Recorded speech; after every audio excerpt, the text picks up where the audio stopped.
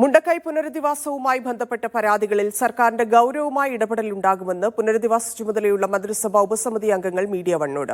പട്ടികയിൽ ഉൾപ്പെടുത്താത്തവരുടെ കാര്യത്തിൽ ഉദ്യോഗസ്ഥ കണക്കെടുപ്പിനപ്പുറം രാഷ്ട്രീയ നേതൃത്വത്തിന്റെ ഇടപെടലുണ്ടാകുമെന്ന് റവന്യൂ മന്ത്രി പറഞ്ഞു. കച്ചടവും കടയും നഷ്ടമായവർക്കായി പ്രത്യേക പാക്കേജ് ഉടൻ പ്രഖ്യാപിക്കുമെന്നും മന്ത്രി കെ രാജൻ പറഞ്ഞു.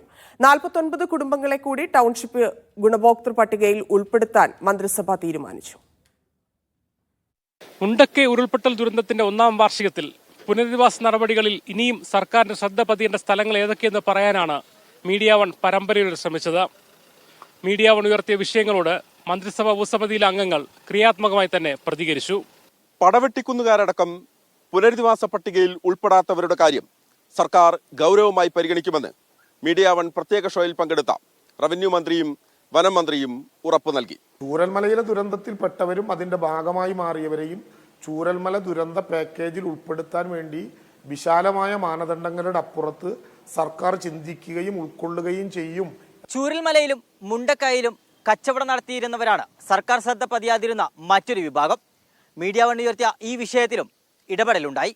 കടമുറികൾ നഷ്ടപ്പെട്ടവർ, വ്യാപാര സ്ഥാപനങ്ങളിൽ വ്യാപാരം നഷ്ടപ്പെട്ടവർ തുടങ്ങിയ ആളുകൾക്ക് വേണ്ടി ഒരു പാക്കേജ് ഉണ്ടാക്കുമെന്ന് നേരത്തെ തന്നെ നമ്മൾ ആലോചിച്ചിരുന്നു.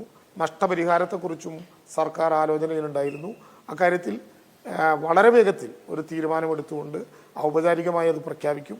ദുരന്തത്തിനിരയായവരുടെ തുടർ ചികിത്സയിൽ വീഴ്ചകളൊന്നും സംഭവിച്ചിട്ടില്ല എന്നാണ് ജില്ലാ കലക്ടർ ഡോക്ടർ കെ ജയശ്രീ പറയുന്നത്. നമ്മള് മെഡിക്കൽ ബോർഡ് കൂടി അവർക്ക് തീരുമാനം എടുത്തിട്ട് കൊടുക്കാറുണ്ട്. അപ്പൊ അങ്ങനെ സംഭവിച്ചിട്ടുണ്ടെങ്കിൽ നമുക്കത് തിരിച്ചു കൊടുക്കാം, ഒരു കുഴപ്പമില്ല. പിന്നെ നമ്മൾ എല്ലാവർക്കും സ്മാർട്ട് കാർഡ് വിതരണം ചെയ്യും. വയനാടിന്റെ ആകെ അതിജീവന സാധ്യതയ്ക്ക് പ്രതീക്ഷ നൽകുന്നതായിരുന്നു ടൂറിസത്തിന്റെ തിരിച്ചുവരവ് സംബന്ധിച്ച് മന്ത്രി പി എ മുഹമ്മദ് റിയാസിന്റെ പ്രതികരണം.